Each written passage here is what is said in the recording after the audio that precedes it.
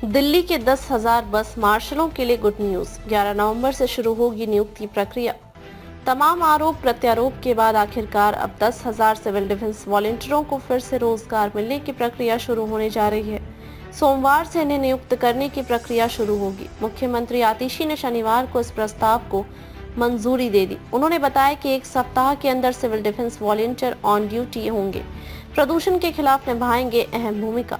मुख्यमंत्री आतिशी ने कहा कि दिल्ली सरकार ने इन 10,000 सिविल डिफेंस वॉलंटियरों की नियुक्ति की मंजूरी दे दी है और प्रदूषण के खिलाफ युद्ध में ये 4 महीने अहम भूमिका निभाएंगे।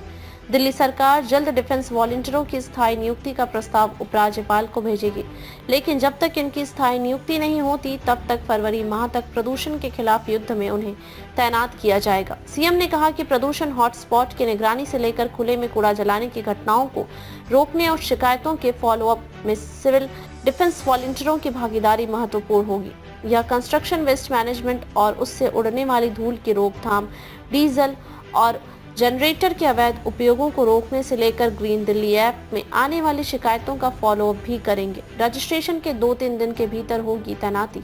सीएम ने कहा कि सोमवार से इन सिविल डिफेंस वॉलंटियरों का कॉल आउट नोटिस जारी किया जाएगा और उसके बाद ये अलग अलग डीएम कार्यालयों में जाकर अपना रजिस्ट्रेशन कर सकेंगे। रजिस्ट्रेशन के 2-3 दिन के भीतर इनकी तैनाती होगी। उन्होंने कहा कि इनकी होने जा रही नियुक्ति इस बार प्रमाण है कि भाजपा दिल्ली सरकार के कामों को रोकने की कितनी भी कोशिश करे, कोई काम रुकने नहीं दिया जाएगा। जो काम भाजपा ने रोके हुए हैं वे आगे भी इसी तरह से पूरे किए जाएंगे।